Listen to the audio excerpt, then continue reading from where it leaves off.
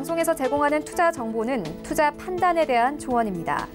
방송에서 제공하는 주식의 가치, 가격 상승 및 가격 하락에 대해서는 방송사에서 보장하지 않습니다.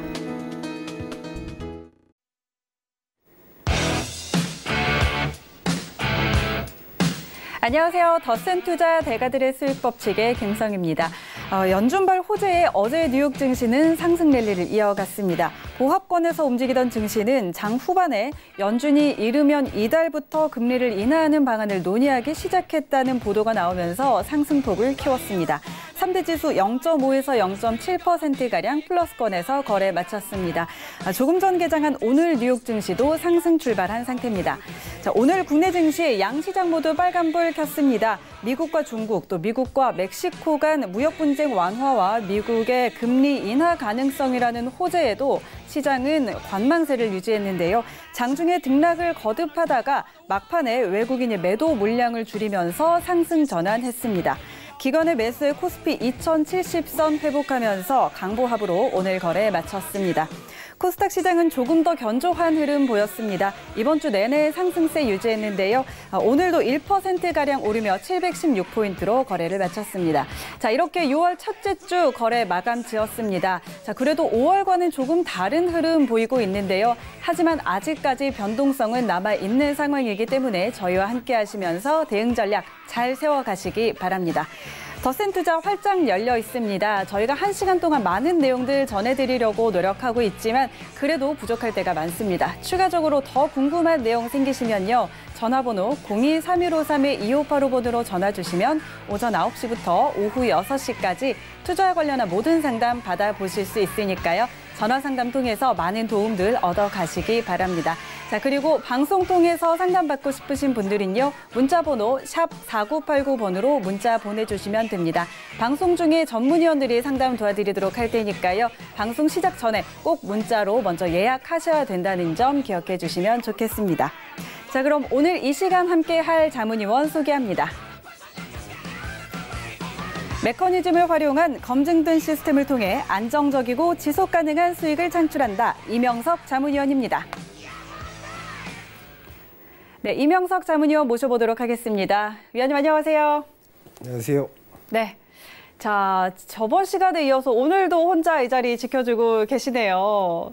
네. 자, 오늘은 또 어떤 각오로 이 1시간 함께 하실 건가요? 아마도 김 의원님께서 요즘 네. 신비주의 컨셉을 쓰시는지는 모르겠지만 네. 좀 방송에 사실 잘 출연을 못하고 계신데 사실 여러 가지로 바쁘셔가지고 그렇죠. 출연을 못하고 계시는데요. 오늘도 또 안 계신 만큼 여러분께 또 더 많은 정보 안 계실 때, 네. 김 의원님 없을 때 더 많은 정보를 알려드릴 수 있도록 노력하도록 하겠습니다. 네, 알겠습니다. 아무래도 김소엽 의원님은 또 여러분의 수익을 위해서 또 바쁘게 지내시는 것 같고 이명석 의원님은 김소엽 의원님이 또 안 계실 때 우리 시청자 여러분들을 위해서 좋은 정보 많이 풀어놓으신다고 하니까요. 이 시간 끝까지 저희와 함께 해주시기 바랍니다. 자, 본 방송에서 제공하는 정보는 투자 판단에 대한 조언입니다. 해당 상품의 가치와 수익률 보장하지 않는다는 점 기억해 주시기 바랍니다. 그럼 오늘도 이 시각 글로벌 경제 이슈들 확인하고 가도록 하겠습니다. 전희가 준비하고 있습니다.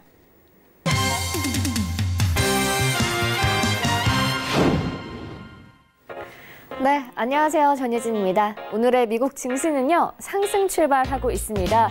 일자리 지표가 조금 실망스럽게 나오면서 연준이 금리를 인하할 것이다라는 기대감 때문에 상승 출발을 하고 있는데요. 최근 약한 경제 지표 때문에 또 연준이 통화 정책에 대해서 더 풀 것이다라는 기대감도 반영이 된 것으로 보입니다. 다음 소식은요. 트럼프 대통령이 이달 말 열리는 G20 정상회의 이후에 중국에 대한 추가 관세 부과 여부를 결정할 것이다라고 이야기를 했습니다. 트럼프 대통령은 프랑스에서 열리는 노르망디 상륙작전 75주년 기념식에 참석한 뒤에 이렇게 기자들에게 전했는데요. 새로운 관세를 부과하는 시기는 G20 직후 2주 안에 결정을 내릴 것이다라고 이야기를 했습니다. 28일에서 29일에 오사카에서 열리는 정상회의에서 시 주석과 만날 것이다라고 이야기를 했는데요. 과연 어떻게 흘러갈지 조금 더 지켜보자라고 이야기를 한 상황입니다. 다음 소식은요. 유럽중앙은행이 모든 정책 금리를 동결했고 또 현 금리 수준의 유지 기간을 연장을 했습니다. ECB는 이제 기준금리인 레피 금리를 제로로 설정을 했고요. 예금 금리는 마이너스 0.4%로 동결을 했습니다. 현 금리 수준을 최소 내년 상반기까지 유지하겠다라고 이야기를 했었는데요. 원래 이제 올해 연말까지 현 금리 수준을 유지하겠다라고 이야기를 했습니다. 하지만 그 기간에서 한 6개월 정도 연장을 한 것으로 보입니다. 또 만기가 도래하는 이제 모든 보유 자산의 재투자는 첫 금리 인상을 시작한 이후에도 상당 기간 유지할 것이다라고 이야기를 했습니다. 또 ECB가 신규 장기 대출 프로그램의 조건도 공개를 했는데요. 이제 유로존의 평균 리파이낸싱 금리보다 10베이시스 포인트 높은 수준에서 설정을 한 상황입니다. 다음 소식은요, 멕시코 소식입니다. 멕시코가 불법 이민 문제와 관련해서 미국과 아직 합의를 도출하지는 못했지만 협상은 지속할 것이다라고 이야기를 했습니다. 마르셀로 멕시코 외교장관이 이날 자신의 트위터를 통해서 아직 합의에 도달하지는 못했지만 협상은 지속할 것이다라고 이야기를 했는데요. 백악관은 오는 10일 멕시코에 관세를 부과하는 것에는 변화가 없다라고 이야기를 했습니다. 멕시코가 관세를 피하려면 불법 이민자에 대한 중대한 새로운 조치를 해야 될 것이다라고 이야기를 한 상황입니다. 제가 준비한 소식은 여기까지고요. 저는 또 새로운 소식 나오는 대로 다시 돌아오도록 하겠습니다. 네, 이 시각 글로벌 경제 이슈들 확인하고 돌아왔습니다. 이명석 자문위원과 경기 분석 이어가도록 하겠습니다. 자, 위원님, 저희 멕시코와 미국 관세 이야기 한번 나눠보도록 하죠. 자, 그에 앞서서 미국이 중국과는 조금 이제 협상을 할 기미를 보이는 것 같아요. G20 이후에 추가적인 내용을 검토하겠다라고 이야기를 했는데, 자, 우리 미국의 관세맨 트럼프 대통령이 멕시코에 또 추가적인 관세를 부과하겠다고 발표를 했죠. 그런데 자, 멕시코와 계속 협상을 이어나가고 있지만 어떤 한 매체에서 트럼프 대통령이 멕시코는 우리를 필요로 하지만 우리는 그들이 필요치 않다라고도 언급을 했습니다. 자, 멕시코에 관세를 부과하기 위해서 국가 비상사태까지 선포를 하겠다라고 좀 이야기가 나오는 상황인데 미국과 멕시코의 이 무역 분쟁 어떻게 좀 흘러갈까요? 네, 이제까지 트럼프 대통령이 해왔던 어떤 정책을 펼칠 때 네. 전형적인 방식이죠. 네, 네. 쉽게 이야기하면 밀당이죠, 밀당. 그렇죠. 이것도 불법 이민자 문제를 해결하기 위한 어떤 정책의 일환이지 않겠느냐. 이제까지 중국이라든지 어떤 정책을 펼치고 정책을 처리함에 있어서 전형적으로 밀당을 잘하는 형태의 이런 네, 정책을 네. 펴왔었는데요. 이도 마찬가지로 언젠가는 해결이 될 것이라고 네, 보이는데요. 네. 우선 유리한 위치에서 협상을 하기 위한 카드가 아닌가 생각을 하고 있습니다. 그래서 무역 분쟁 자체는 시간이 걸리겠지만 언젠가는 해결될 것으로 판단이 되고요. 이 나머지 소소한 멕시코와의 관계적인 문제를 해결하기 위해서 네. 이렇게 강력하게 추진하는 거 아닌가 하는 생각이 듭니다. 사실 이 관세를 부과를 하면 멕시코 경제에도 영향이 있지만 미국 경제에도 좀 영향을 미치는 부분이 분명히 있잖아요. 우리도 그렇고요.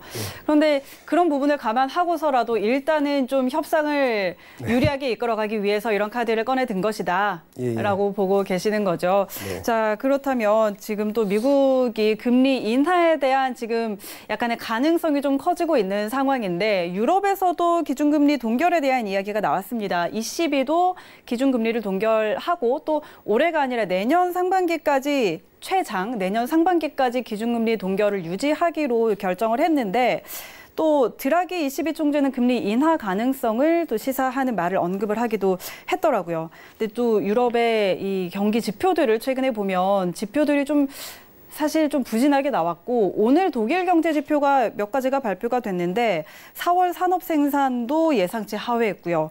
또 무역 흑자도 예상치 큰 폭으로 하회했고 또 독일 분데스방크가 올해 실질 GDP 전망치도 큰 폭으로 하향 조정을 했더라고요. 근데 이런 상황을 좀 보면 하반기 유럽의 경기가 좀 어떻게 흘러갈까요? 지금 전체적으로 유럽도 마찬가지로 네. 그런 어떤 상승 자체에 동력이 없는 상태죠. 모멘텀이 네, 없다고 그러죠. 실제로 실적들도 좋게 나오지 않고 있는 실정이고 네. 어떤 상승 동력 자체도 없다 보니까 미국 증시와 맞물려서 네. 유럽 증시도 조금 어려움을 겪지 않겠느냐 이렇게 생각을 하고 있습니다. 물론 시간이 흘러서 어떤 모멘텀이 발생한다거나 이러면은 네. 충분히 뭐 반응을 할 수 있겠지만은 현재 상황에서 바라봤을 때는 어떠한 동력 자체가 너무 부족하지 않느냐 이렇게 생각하고 있습니다. 자, 그래서 그 미국 금리 인하에 대한 기대감에 미증시는 좀 많이 올랐는데 22가 기준금리 동결하면서 또 유럽 쪽의 증시는 좀 혼조세를 보이고 그런 것들이 이제 앞으로 좀 유럽의 경기에 대한 뭐랄까요, 좀 그런 말씀하신 상승에 대한 모멘텀의 부재 이런 것들을 좀 이야기하는 게 아닌가 그런 생각이 좀 듭니다. 자, 이렇게 오늘 경기 이야기는 여기까지 한번 해보고 저희가 지금 4월 중순부터 지금까지 계속해서 달려오고 있잖아요. 네네. 그래서 오늘은 또 강의를 시작하기 전에 지금까지의 그런 실적들이라고 해야 할까요? 그런 것들 좀 점검해 주신다고요? 이제 뭐 실적이라고 뭐 말씀드리기보다는 네. 제가 우연찮게 들은 얘기는 아니고 다음 주부터 저희가 소소한 개편이 있다고 이야기를 네, 들었습니다. 그래서 저희가 4월 15일부터 시작해가지고 저희 센 투자자문에서 방송을 시작했는데 실제 저희 자문위원들이 뭐 주식부터 선물 옵션까지 해가지고 자문위원님들이 방송에서 거론하고 분석했던 현황들을 실제로 어떤 결과치가 나왔는지 4월 15일부터 오늘 6월 7일까지의 결과에 대해서 한번 중간 점검을 해보도록 하겠습니다. 물론 네. 또 어떤 결과치가 나왔는지는 한번 보시면서 같이 이야기를 나누도록 하겠습니다. 네, 볼까요? 네. 그래서 뭐 거창하게 산업분석 결과 점검이라고 말씀을 드렸는데요. 네. 저희가 약 2달이 되지는 않았습니다. 현재 4월 15일부터 6월 7일까지 약간 두 달이 부족한 상황인데요. 지금 처음 이제 말씀드릴 부분은 산업분석, 즉 그 박철순 자문위원님과 네. 예병군 자문위원님께서 이제 주식 쪽을 저희 센투자자문에서 맡아가지고 이렇게 이제 분석들을 하셨었는데요. 이제까지 네, 방송 동안 분석하셨던 부분을 한번 점검해 보면은요. 네. 주로 이제 산업 분석을 많이 해주셨었죠. 그렇죠. 어떤 특정 종목보다는 산업에 대한 분석을 많이 해주셨었는데 보시면 지금 뭐 첫 번째로 자동차 조선 관련주를 이야기를 했었습니다. 네. 뭐 보면은 자동차 조선 관련주는 뭐 관련해가지고 지금 현재 당장의 어떤 상승보다는 하반기 관심주로서 장기 관점으로 바라보라고 분석을 하셨던 내용들이 있었는데요. 그렇죠. 아마 뭐 제가 말씀드린 내용을 이전 방송을 돌려보시면 충분히 확인하실 수 있으니까요. 또 방송도 돌려보시고요. 네. 하반기 관심주로서 장기 관점으로 바라보라고 분석을 했었고요. 뭐 결과를 보면은 뭐 크게 움직인 워낙 주가 자체들이 대형주도 있고 해가지고 크게 상승하지는 않았지만 뭐 결과 자체는 지금 현재까지 거론한 이후로 분석해본 이후로 양호한 성적을 보이고 있습니다. 네, 네. 그래서 뭐 처음에 이 부분에 대해서도 장기적인 관점으로 바라보라고 말씀을 드렸던 이유들이 다 뭐 상승률에도 그렇죠. 나타나고 네. 있고요. 뭐 저희 자문위원님들께서 분석하셨던 내용들 잘 참고하셔서 투자에 활용하셨으면 좋겠습니다. 네. 그 다음은 저기 산업 관련해 가지고 5G 관련주를 이야기를 많이 하셨었죠. 네, 네. 이 부분은 뭐 예병군 자문위원님 또 그리고 박철순 자문위원님께서도 네. 이렇게 꾸준히 거론을 하셨던 부분인데요. 뭐 4차 산업 관련주로서 이제 분석들을 하셨었는데 굉장히 성적들이 좋습니다. 네. 뭐 대체로 빨간불을 켜고 있습니다. 네. 그래서 뭐 이게 사실 오늘 6월 7일 기준 제가 오늘 이게 종가 기준은 아닌데요. 네, 오늘 네. 제가 오전 중에 만들었던 자료였었는데 지금 보시면 5G 관련해 가지고는 성적들이 굉장히 우수합니다. 적극적으로 네. 많이 이야기를 하셨었고 네. 여러 번 방송에서 거론하셨던 부분입니다. 네, 네. 그래서 뭐 저희가 어떤 특정 종목을 구체적으로 이야기는 하지 않았지만 사실 포트폴리오는 어느 정도 가지고 있습니다. 저희 같은 경우는. 그래서 이 부분을 보시면 성적이 굉장히 양호하다기보다는 굉장히 우수합니다. 지금 이 네. 약 2달이 안 되는 기간 동안 뭐 수익률들을 보시면 그렇죠. 물론 손실이 난 부분들도 있겠지만 굉장히 미비하게 0.58% 뭐 이렇게 2.78% 그렇죠. 보시면 미비한 부분이고요. 전체적으로 굉장히 우수한 성적을 보이고 있어서 네, 네. 뭐 종목 분석을 잘 하셨다고 판단이 됩니다. 그리고 사실 이 위에 세계통신주 같은 경우는 박철순 자문위원이 이 5G 관련주를 얘기를 할 때 부품주가 먼저 가고 그다음에 통신주는 나중에 간다라고 이야기를 했기 때문에 지금의 이런 약간의 뭐 하락세는 어느 정도 좀 예상을 하셨던 부분이라 충분히 예측이 뭐 맞아 떨어졌다 이렇게 볼 수 있을 것 같습니다. 네. 그래서 뭐 이 부분에는 뭐 저희가 봤을 때는 네. 굉장히 우수한 성적을 내고 있지 않느냐. 기간도 짧았었는데 기간 대비해 가지고 수익률은 참 잘 나오고 있다고 판단이 됩니다. 네. 그 다음으로 산업 분석했던 종목에서는 배터리 관련주였죠. 뭐 배터리 관련주에 대해서 최근에 이것도 마찬가지로 4차 산업 관련된 주로서 관련 분석을 하셨었는데요. 네. 뭐 보시다시피 뭐 전체적으로 큰 수익률이 난 부분은 아니지만 전체적으로 다 수익을 내면서 종목 관리하고 있는 종목들이었었는데요. 방송에서 직접 나와서 거론도 했었고 그리고 뭐 일부 추천도 했었던 종목들이 포함되어 있는데요. 이 배터리 관련주도 마찬가지로 굉장히 우수한 실적을 보이고 있습니다. 그래서 이 부분도 참 노력한 만큼의 성과들이 나오지 않았나 이렇게 판단이 됩니다. 사실 4월, 5월장 저희 정말 안 좋았잖아요. 5월 시장 정말 하락장에서도 이 정도 수익을 낸다는 거는 그만큼 확실하고 철저한 분석이 있었기 때문에 이런 수익률이 나온 게 아닌가. 자, 그런 생각이 듭니다. 계속해서 한번 보여주시죠. 그리고 계속해서 보시면 이제 이 아래 종목 동아기업부터 GS까지 이런 기업들은 이제 저희가 4월달, 5월달에 시장 자체가 하락장으로 계속 가는 분위기다 보니까 실적 개선주에 관심을 보이자 그래서 장기 관점으로 바라보자. 앞서 말씀드렸던 부분과 마찬가지로 자동차 조선과 그다음 실적 개선주 같이 해가지고 저희 박철순 자문위원이 굉장히 이야기를 많이 했었는데요. 장기 관점으로 바라보자고 했었고 마찬가지로 자동차 조선주와 마찬가지로 큰 상승폭을 보이지는 않지만 하락장에서 실적 개선주에 대해서 관심을 갖자라는 이야기를 저희가 드렸었습니다. 그 상황과 마찬가지로 양호한 성적들을 보이고 있고요. 또 이 또한 장기적인 관점에서 바라본다면 충분히 좋은 성적을 낼 수 있지 않겠느냐 이렇게 판단이 되어지고 있습니다.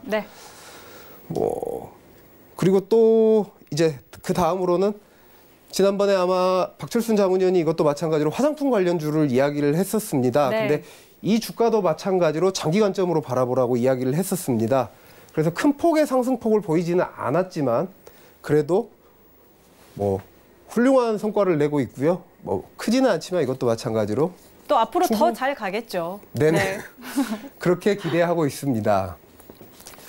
그리고 마지막으로는 이제 최근에 이슈가 됐었던 아프리카 돼지열병 관련주로서 이제 이야기를 했었는데요.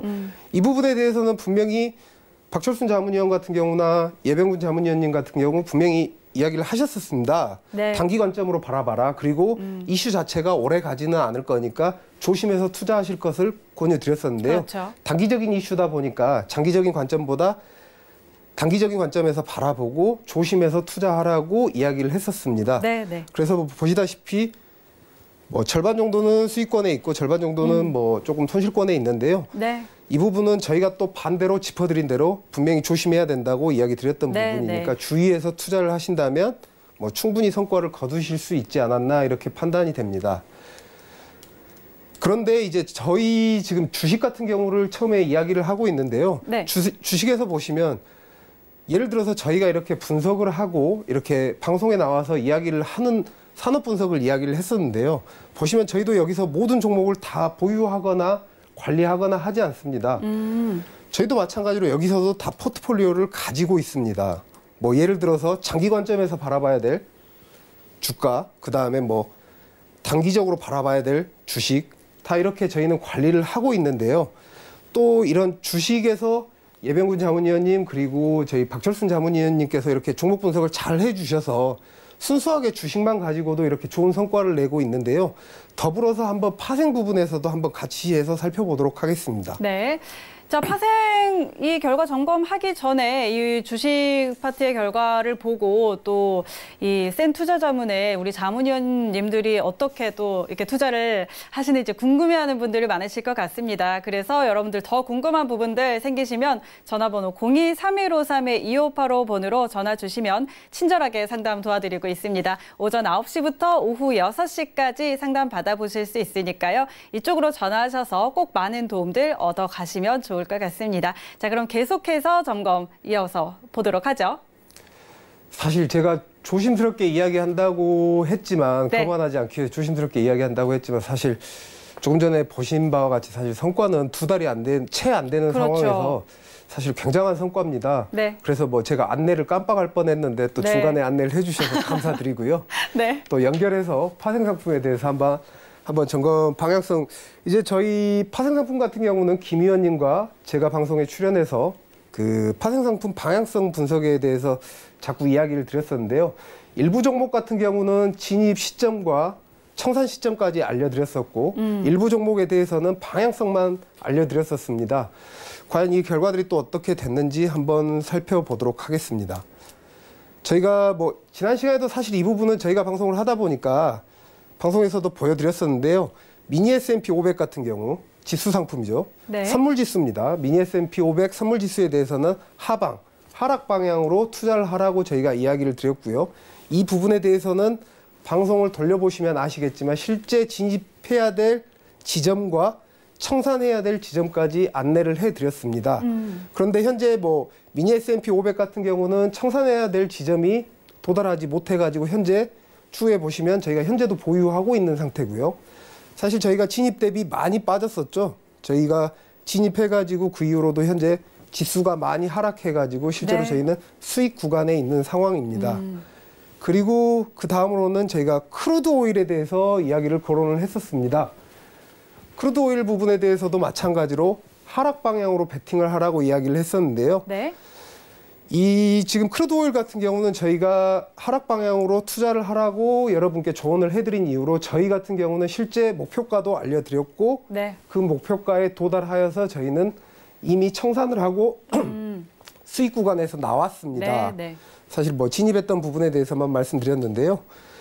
그 다음으로는 호주 달러입니다.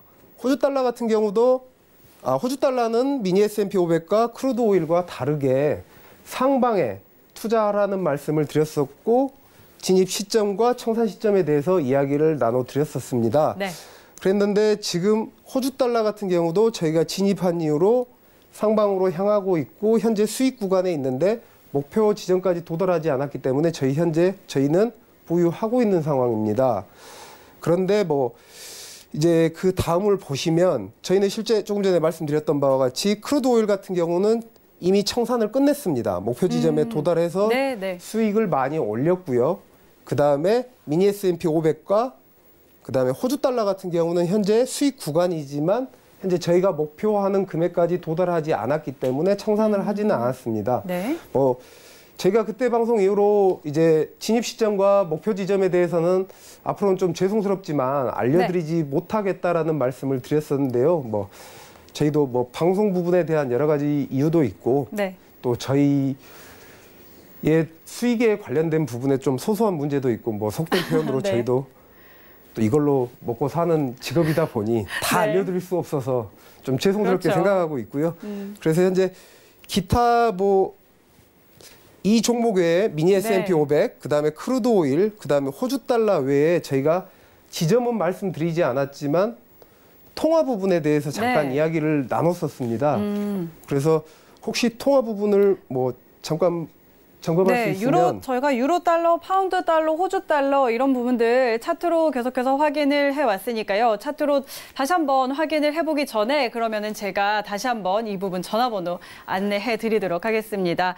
자, 지금 저희 파생 쪽에서도요, 계속해서 방향 잡아드리고 타점도 잡아드린 적이 있었죠. 자, 그래서 저희 자문위원님들은 충분히 수익 실현을 하셨기 때문에 저희가 자신 있게 이 부분도 검증해드리고 있습니다. 자, 이런 부분 더 궁금하시다면요, 전화번호 02-3153-2585 번으로 전화 주시면 저희가 친절하게 자세하게 상담해드리고 있으니까요. 이 부분 통해서 꼭 많은 도움들 얻어 가시기 바랍니다. 자, 그럼 계속해서 저희 점검 한번 해볼까요? 네. 네. 일단 먼저 한번 네. 저희가 진입했던 그 호주 달러 한번 볼 수 네, 있습니다. 호주 달러 먼저 볼까요? 호주 달러 저희가 진입해서 수익 구간이라고 말씀드렸는데요. 네. 저희는 이쪽 부분에서 진입을 했었죠. 실제로 진입해서 현재 많이 올라가 있는 상황입니다. 네, 네. 하지만 현재 목표치에 저희가 생각하는 목표치에 도달하지 않았기 때문에 저희는 현재 보유하고 있는 상황이고요. 지금 현재 진입한 시점 이후로도 굉장히 많이 올라갔습니다. 수익도 네. 많이 발생한 상황이고요. 하지만 중간에 분명히 올라가다가 그 차익 실현 매물이 나올 것입니다. 그렇죠. 그렇다 보면 조금 흔들리는 경우는 있을 네, 수가 네. 있습니다. 그렇지만 여러분들께서는 상승 방향으로 보시고 투자라고 말씀드렸으니까요. 이 부분도 유념해서 투자하시기 바랍니다. 네. 그 다음으로는 파운드 한번 보도록 하겠습니다. 파운드도 마찬가지로 저희가 상승 방향, 통화 부분에 대해서는 상승 방향으로 이제 방향이 전환됐으니 큰 거시적인 관점에서는 상승 방향으로 투자할 것을 저희가 권유를 드렸었는데요. 그렇죠. 지금 보시는 바와 같이 여기도 마찬가지입니다. 저희는 이쪽 지점에서 진입을 했습니다. 네, 네. 그래서 진입을 한 건 아니었죠. 그때 당시에 거론을 할 때 당시가 이쪽 지점이었습니다. 네. 그래서 마찬가지로 잘 가고 있고요. 상승 방향 오늘도 달러 인덱스 같은 경우가 지금 많이 하락하고 있어요. 당연히 파운드나 이쪽 달러 인덱스가 하락하니까 올라가겠죠. 그렇죠. 네. 그래서 지금 파운드화도 충분히 성과를 내고 있다고 판단이 됩니다. 네, 네. 네. 그럼 유로 달러도 볼까요? 네네. 자. 네. 유로입니다. 유로는 사실 정확히는 처음에 거론했던 지점은 사실 이쪽 부분이었습니다. 그래서 잠깐 올라가다가 약간 흔들림이 있었었죠. 흔들림이 있었지만 저희는 상승 방향을 예측을 했었기 때문에 마찬가지로 저희는 포지션에 대해서 이야기를 자꾸 상승 방향을 볼 것을 말씀을 드렸었고요. 그 결과치는 현재도 유로 달러도 마찬가지로 저희가 이야기한 지점 대비해서는 상승을 많이 했습니다. 네, 네. 그래서 이렇게 이제 파생 부분과 저희 주식 부분부터 파생 부분을 쭉 한번 점검을 했었는데요. 저희 자문위원님들이 사실 어떤 근거 없는 이야기라든지 근거 없는 걸 가지고 이렇게 분석을 하는 것은 아닙니다. 그러면 저희도 회의를 하거나 이렇게 미팅을 하거나 할 때 예를 들어서 생각을 해보시면 저희 파생팀 같은 경우가 코스피 200 지수, 미니 S&P 지수, 그 다음에 다우 지수 이런 지수들에 대한 방향성을 저희가 알 수 있다면 당연히 그에 맞춰서 저희 주식 관련된 업종 분석이라든지 산업 분석이라든지 조금 전에 이야기를 나눴던 지수가 하락이 할 것 같다라면 당연히 실적 개선주라든지 장기적인 관점에 바라봐야 될 투자로 방향을 바꿀 수도 있고요. 결국 저희가 생각했을 때는 다수의 사람들이 의견이 엇갈리는 것이 아니라 어떤 더 좋은 결과를 도출하기 위해서 굉장히 노력들을 많이 하고 있습니다. 네, 네. 그런 노력들이 저희는 분명히 이 결과로서 보여졌다고 생각을 하고요. 그 결과가 주식에서도 이렇게 좋은 성과를 보였고, 그 다음에 파생 파트에서도 좋은 결과를 보였다고 생각이 됩니다.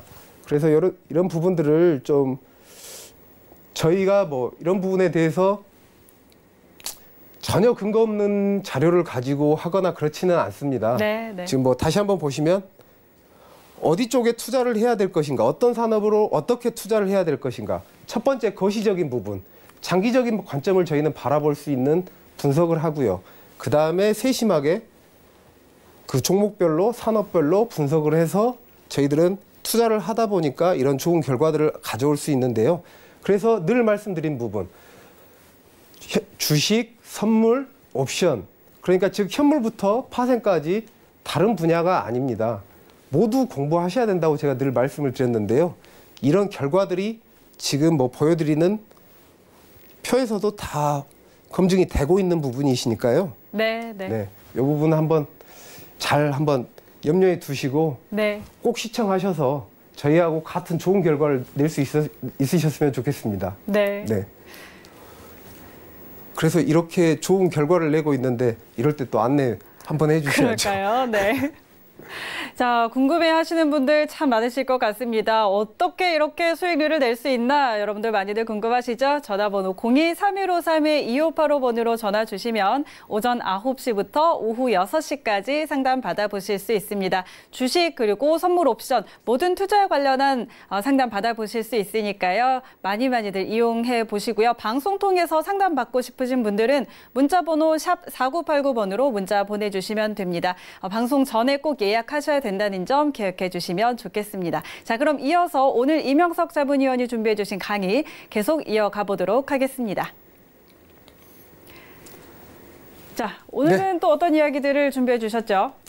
이제까지는 저희 센투자자문에서 자문위원님들께서 실제로 성과를 보였던 부분에 대해서 분석을 한번 해봤고요. 결과치에 대해서. 그렇지만 저의 본연의 임무인 파생 상품에 대해서 이제 이야기도 나누고 또 검증도 해드리고 해야 될 텐데요. 오늘도 마찬가지로 한번 시장에 대해서 검증을 한번 해보도록 하겠습니다. 검증부터 시작해서 제가 아마 지난 시간에 교육을 드렸던 부분입니다. 상대성을 어떻게 이용할 것인가, 즉 콜과 풋의 상대성을 어떻게 이용할 것인가 제가 그 교육을 했었는데요. 한번 그 부분이 실제로 그런 현상들이 일어났는지 마찬가지로 또 오늘도 검증을 해보도록 하겠습니다. 먼저 이 부분은 제가 지난 시간에 강의했던 내용은 아니고 저희가 늘상 시장 분석에 대해서 이야기를 할 때 거론했던 부분입니다.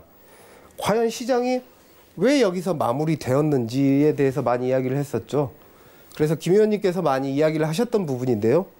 오늘도 역시 마찬가지입니다. 그래서 잠깐 보시게 되면 장이 오늘 아랫부분은 여기 아랫부분은 선물입니다. 그리고 윗부분은 콜과 콜 같은 콜옵션에 267.5 행사가의 이제 콜과 콜의 행사가인데요. 마찬가지로 장이 시작해가지고 콜옵션이 빠지기 시작합니다. 시작하다가 아래에 고점을 맞고 올라갔습니다. 다시 반등을 해서 쭉 올라가게 돼가지고 오늘 시장은 상승장으로 마무리를 했었는데요. 즉, 늘 이야기 드렸었습니다. 어디서 끝냈어야 된다? 끝냈어야 될 지점에 대해서 항상 말씀을 드렸었습니다. 이건 뭐 어제장도 아니고 오늘 코스피 200입니다. 그래서 마찬가지로 이 부분은 제가 지난 시간에 설명드린 상대성, 콜과 풋의 부딪힘이 아닌 제가 이웃집과 윗집 생각하라고 이야기 드렸었죠. 아파트에서. 지금 현재는 윗집, 아랫집 문제입니다. 지금 아래로 내려가다가 아랫집 천장에 부딪힌 겁니다. 부딪혀서 장이 마무리가 됐었습니다. 그래서 뭐 저희가 키 맞추기라고 표현도 해드렸었고요. 이 부분. 그런데 저희가 늘 시장에서 검증을 해드리고 있지만 늘 말씀드린 부분이 왜 매일같이 일어나고 있는데 여러분들께서는 옵션에 대한 관심도가 떨어지시는지 이 부분에 대해서는 다시 한번 생각해 보시기 바랍니다. 그 다음은 니케이장입니다. 오늘 참고로 항생장은 휴장이어가지고 제가 자료를 마련하지 못했고요. 오늘 그 다음에 니케이를 한번 보도록 하겠습니다. 니케이도 마찬가지로 콜옵션입니다. 콜옵션인데 오늘 4시 30분 지점이죠. 장이 시작해가지고 밑에는 아랫부분은 선물 부분이라 했고 위에는 마찬가지로 콜옵션입니다. 장이 시작해서 콜옵션이 쭉 올라가다가 또 윗집에 부딪혔습니다. 이번엔 반대죠. 조금 전에는 아랫집에 부딪혔는데 윗집에 부딪혔습니다. 키를 정확히 맞추고 4시 반에 장이 마무리가 됐습니다. 참 이상하지 않습니까? 매일 지금 저희가 조금 전에 말씀드린 바와 같이 4월 15일부터 시작해가지고 지금 현재 6월 7일까지 매일 검증해드리고 있습니다. 매일 반복되게 일어나는 현상이고요. 그런데도 아직도 그런 현상이 일어날까? 정말 있어요? 이렇게 전화로 문의를 주시는 경우들이 종종 있습니다. 그런데 뭐 저희가 어떻게 임의적으로 맞춘 시장이 아니고 이건 실제 일어나는 상황입니다. 지금 보시면 뭐 니케이 같은 경우는 참고하시면 지금 선물 시작 시간과 여기 보시면 선물의 시작 시간과 옵션의 시작 시간이 다릅니다. 분명히 다르죠. 무엇을 의미할까요? 결국은 옵션 시장이 움직여야 선물 시장도 움직인다는 걸 의미하고 있습니다. 어떻게 그렇게 이야기를 할 수 있느냐? 옵션이 시작하거나 옵션이 움직였을 때의 거래량과 옵션이 움직이지 않을 때 거래량을 비교해 보십시오. 현저한 차이가 날 것입니다. 그래서 제가 지난 시간에 잠깐 언급했었는데요. 옵션의 시가가 나오는 시간, 그 다음에 선물이 시초가라고 부르죠. 시초가라고도 부르고 시가라고 부르는데 나오는 시간이 다른 종목들이 몇 개 종목이 있습니다. 사실 뭐 어떤 방송의 전문가분들께서 나오셔가지고 참 그런 이야기를 할 때 시초가가 나오는 시간도 모르고 이야기를 하실 때 참 답답하기도 하더라고요. 그래서 제가 이건 거론한 것이고요. 네. 어떤 분께서는 그런 이야기도 하십니다. 해외 선물에 옵션이 있느냐라고 질문을 전화하셔서 주시는데요. 우리나라가 먼저 생긴 것이 아닙니다. 해외에서 도입돼서 우리나라에 들어온 것입니다. 그렇죠. 당연히 그래서 해외 시장에도 옵션이 존재하고 있습니다. 뭐 저희가 늘 검증해 드리고 있고요.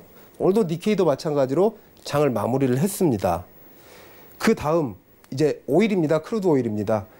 지금 제가 오늘 이 자료를 만들었던 시간이 4시 반 정도, 오늘 만들었던 시간이 제가 크루드 오일 같은 경우는 한 6시 정도, 6시 반 정도에 제가 만들었으니까 여기서 끝났겠죠. 네. 자료를 만들었었는데 크루드 오일도 마찬가지입니다. 크루드 오일 오늘 장이 시작해가지고 상승 방향으로 가다가 횡보를 하다가 상승 방향으로 갔습니다.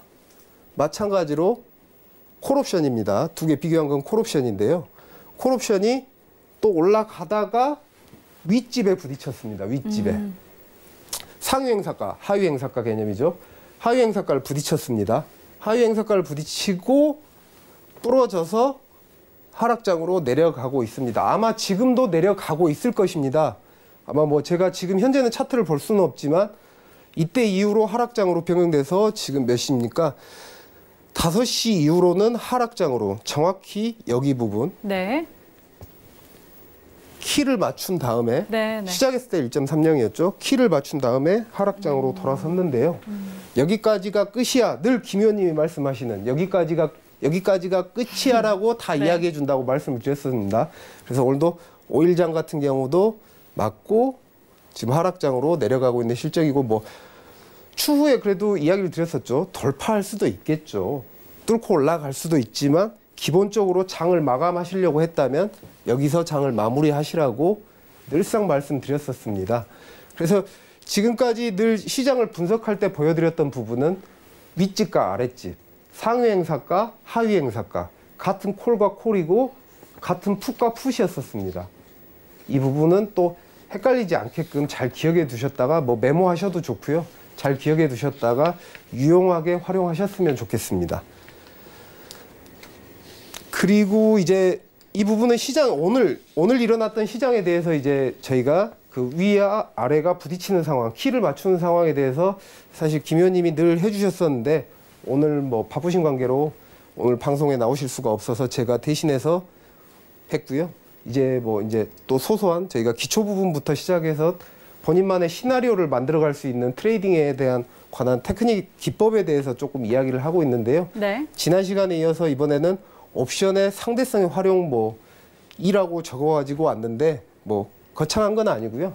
지난 시간에 이야기했던 부분에 대해서 연달아서 네. 정말로 이야기했던 부분이 실제로도 오늘도 일어났는지 한번 이 부분도 마찬가지로 검증과 함께 어떻게 활용해야 되는지 한번 또 보도록 하겠습니다. 네.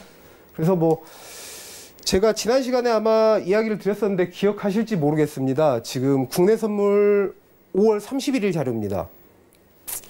제가 뭐라고 말씀드렸냐 하면은 상대성, 즉 콜과 풋은 언제나 부딪히게 돼 있다. 그런데 그 만나는 지점은 시간 가치 때문에 점점 하락한다고 말씀드렸습니다. 네. 헷갈리시면 안 됩니다. 조금 전까지 시장을 분석해드린 거는 같은 콜과 콜 그리고 풋과 풋의 부딪힘이었고요. 이번에는 상대 같은 행사가, 즉 등 행사가라고 하죠. 등 행사가에서 콜과 풋이 서로 상대가 부딪히는 내용인데요. 만나는 지점이 있고 그 만나는 지점은 시간이 하루하루 지남에 따라서 감소한다고 말씀을 드렸습니다. 그래서 간략하게 살펴보았던 지난 시간의 내용이었는데요. 연달아서 지난 시간에는 제가 3일 분량에 대해서 보여드렸었습니다. 5월 31일, 그리고 6월 3일, 그리고 6월 4일까지 제가 보여드렸었는데요. 그래서 제가 3.32에서 부딪혔고 5월 31일 날은 3.32에서 콜과 풋이 상대가 부딪혔고 그 다음에 6월 3일에는 3.25 줄어들어서 3.25에서 부딪혔다고 말씀을 드렸었습니다. 그리고 6월 4일 또 추가적으로 프리미엄이 빠지다 보니까 부딪히는 지점이 낮아진 3.10에서 부딪혔습니다. 네, 네. 여기까지 제가 지난 시간에 방송을 했었는데요. 그렇죠. 그러면 정말 말대로 그 다음에도 똑같이 일어났는지 한번 살펴보도록 하겠습니다. 네. 6월 4일 다음에 6월 5일입니다. 제가 화요일 날 방송을 했었으니까 그렇죠. 이제 그 다음 시점입니다. 네. 제가 3.10보다 낮아질 것이라고 네, 네. 이야기를 드렸었습니다. 부딪힌 지점이. 지금 보시면 약간 보이실지 모르겠지만 제가 차트로 표현하다 보니까 콜옵션 시작 부분과 풋옵션이 위에서 시작했고 콜옵션이 아래에서 시작했습니다. 네, 네. 그런데 시작하자마자 부딪혔습니다. 이게 지금 현재 3분봉인데요. 3분 차트인데 네. 콜옵션과 풋옵션이 시작과 동시에 쾅 하고 싸움을 시작했습니다. 그래서 풋옵션이 싸움에서 이겼죠.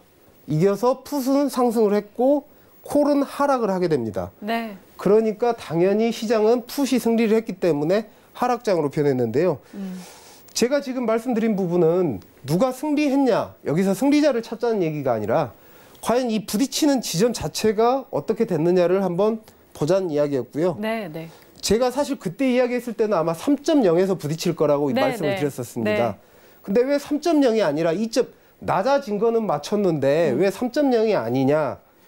이 전날 야간 시장에서 하락장이 많이 나왔었습니다. 프리미엄이 많이 빠졌었습니다. 네, 네. 그래서 시가 자체가 네. 낮게 시작을 했습니다. 3.0보다 낮게 시작을 했습니다. 그래서 부딪힌 지점이 제가 예측했던 지점보다 더 낮아졌었고요.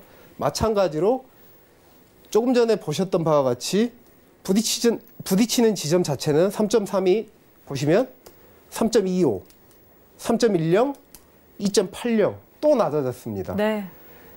늘 말씀드립니다. 옵션을 공부하셨던 분이라면 이 부분은 당연한 것입니다. 왜냐?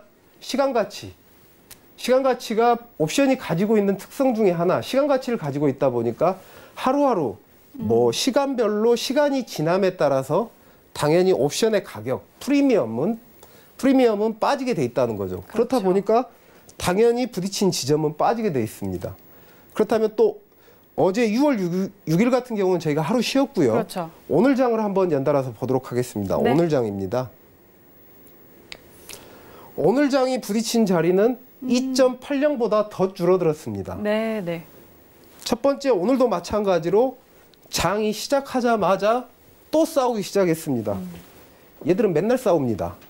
네. 싸움 좀 그만하라고 해도 얘들은 매일 싸웁니다. 아주 지겹도록 매일 싸웁니다. 오늘도 마찬가지로 싸워가지고 2.42에서 부딪혔습니다. 왜 급격스럽게 빠졌을까요? 저희가 하루 쉬었었죠? 네. 그러면 또 마찬가지로 월요일 날은 더 줄어들겠죠. 당연한 원리입니다. 물론 큰 사치에서 부딪히는 경우는 있을 수 있어도 기본적으로 빠질 확률이 훨씬 높고 당연히 빠져야 됩니다. 네. 그래서 교차 지점들이 점점 줄어들고 있는데요. 2.42. 당연히 오늘 같은 경우는 처음에 부딪히자마자 풋옵션이 승리하는 듯 해서 장이 하락으로 가다가 다시 콜이 역전해서 콜이 상승함으로써 장이 상승장으로 마감을 했었는데요. 이 부분을 간략하게 정리를 해보면 5월 31일 3.32, 3.25, 3.10, 2.80, 2.42 지난주 금요일부터 이번 주 금요일까지 부딪히는 지점, 충돌 지점의 변화를 살펴보면 제가 빠진다고 말씀드렸는데 아니나 다를까 화요일 방송 이후로도 여전히 빠졌습니다. 네. 그러면 저희는 알 수 있다는 거죠. 즉 부딪히는 지점을 계속 이렇게 기록해 나간다면 콜과 풋의 상대성을 이해하고 기록해 나간다면 저희는 이미 트레이딩을 시작하기 전에 즉 투자를 하기 전에 이미 부딪히고 가야 될 지점은 어느 정도는 알 수 있다는 겁니다. 그러면 물론 큰 수익이 아닐 수도 있습니다. 큰 수익이 아닐 수도 있지만 우리는 이미 가야 될 방향성도 파악할 수가 있고 부딪혀야 될 지점이 어딘지도 알고 있는데 크지 않더라도 안정적으로 수익을 올릴 수 있다면 당연히 해야 되는 것이 아닐까요? 그렇죠. 당연히 투자를 해야 되는 부분입니다. 네. 그런데 늘 말씀드리는 근거 없는 이평선, 뭐 마디가 정말 뭐 요즘은 듣도 보도 못한 뭐 이상한 이름들이 많던데요. 굉장히 뭐 깜짝 놀랐습니다. 제가 방송을 원래 저는 사실 방송을 안 보는 사람입니다만 제가 방송을 해야 되다 보니까 사실 제 방송이 너무 서툴어서 저는 방송을 하는 전문가는 아닙니다. 제 방송 자체가 서툴다 보니까 제가 방송을 이 센 투자자문의 방송을 시작하면서 방송을 보기 시작했는데요. 네. 뭐 제가 너무 거만한 표현일 수도 있지만 정말 이해하기 힘든 방송들, 정말 듣기 어려울 정도로 근거 없는 이야기들을 하실 때는 좀 와, 이런 투자가 가능할까라는 생각을 많이 하게 됩니다. 물론 저도 매일매일 수익을 올릴 수는 없습니다. 물론 저도 매일매일 수익을 올릴 수는 없지만 너무 근거 없는 이야기들에 현혹되지 말자는 것이죠. 그래서 기본적으로 당연히 이루어져야 될 원리들이 있게 되고 규칙성의 존재라는 부분이 분명히 존재를 하게 됩니다. 그러면 전화 오셔서 그럽니다. 정말 규칙성이 있어? 정말 규칙성이 있냐? 규칙성이 있으면 다 돈 벌지. 저희한테 이렇게 질문을 하시는데요. 여러분들이 생각하는 규칙성과 저희가 생각해내는 규칙성을 찾아가는 방법 자체가 틀린 겁니다. 왜냐하면 그 예를 들자면 여러분들은 대부분 이런 투자를 하려고 하십니다. 맞았을 때 튕길 거, 누가 이길 것인가에 투자하는 트레이딩을 하려고 하십니다. 그런데 방법론적으로 봤을 때 충돌 지점에서 반등락이 실제 이루어지는지 한번 살펴보면 네. 위에 프리미엄이 줄어드는 것은 규칙적으로 줄어들고 있습니다. 3.32부터 2.42까지 규칙적으로 줄어들었죠. 근데 반등락 부분에 대해서는 반등락 되는 경우가 있고 교차가 되는 경우가 있고 다시 반등락 되는 경우가 있고 교차가 되는 경우가 있습니다. 과연 그렇다면 규칙은 어떤 것일까요? 당연히 줄어드는 부분은 규칙입니다. 그런데 여러분들은 사실 이 부분에서도 어느 정도 발견할 수도 있습니다. 맞고 튈지 아니면 통과할지 할 수도 있는데 이 부분을 찾는 것과 이 부분을 찾아가는 부분 중에 과연 어떤 게 더 쉬울까요? 늘 말씀드리지만 큰 수익을 올리는 게 중요한 것이 아닙니다. 이렇게 맞고 튀기는 부분을 이야기 드린 겁니다. 네. 비교를 해보시면 프리미엄이 줄어든 것은 확실하게 규칙적으로 일어나고 있습니다. 하지만 맞고 튀는 부분, 이 부분은 그때그때마다 상황이 다릅니다. 네, 네. 그런데 안정적으로 큰 수익이 아니더라도 안정적으로 지속 가능한 수익 창출을 하기 위해서 규칙을 발견하기 위해서 노력을 해야 되고요. 그런 투자를 위해서 노력을 하셔야 됩니다. 그래서 여러분들께 다시 한번 당부드리고 간략히 지난 시간에 교육했던 부분 안내해드렸고 검증을 했고요. 혹시 추가적으로 뭐 교육 이런 부분에 대해서 궁금한 점이 있으시면 전화 주시면 또 친절하게 안내해드리도록 하겠습니다. 네, 오늘 교육은 또 여기까지 마무리하도록 하겠습니다. 네. 자, 오늘도 이렇게 파생 상품 교육 한번 들어봤습니다. 그럼 저희는 다시 한번 이 시각 글로벌 경제 이슈들 확인하고 돌아오도록 하겠습니다.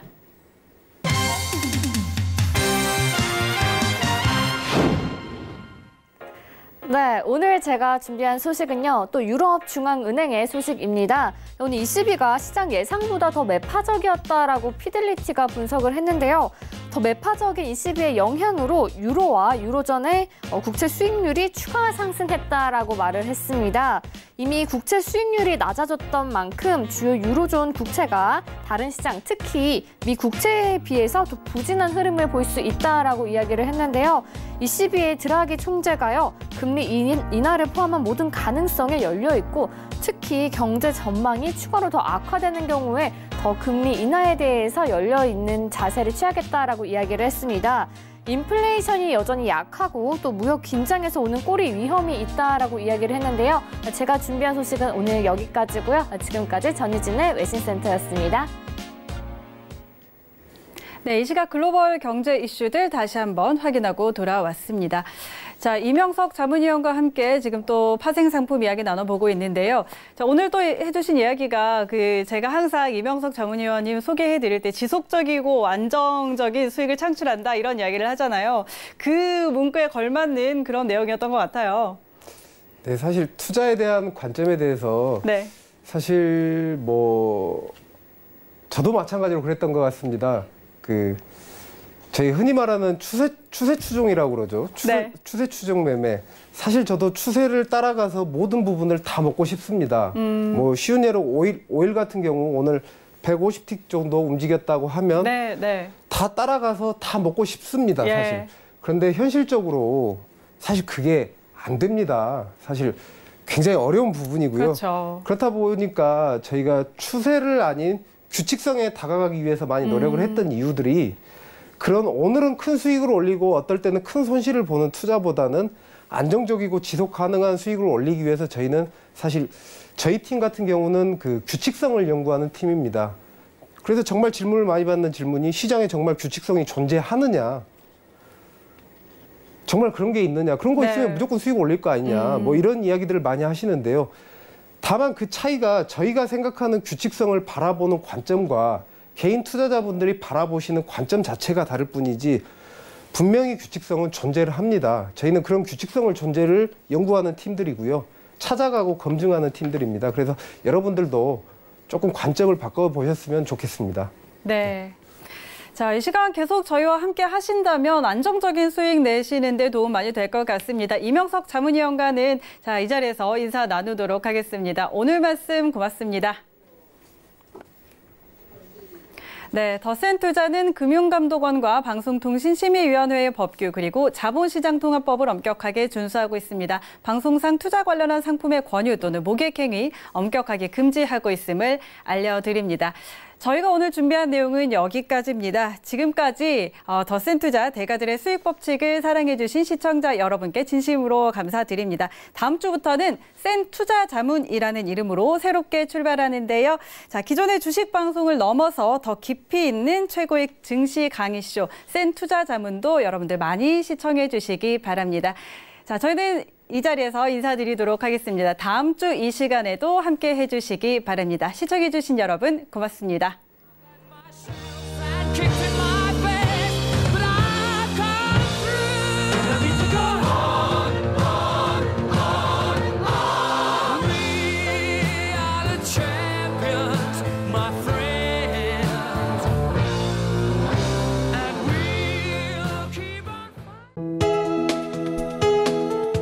방송에서 제공하는 투자 정보는 투자 판단에 대한 조언입니다.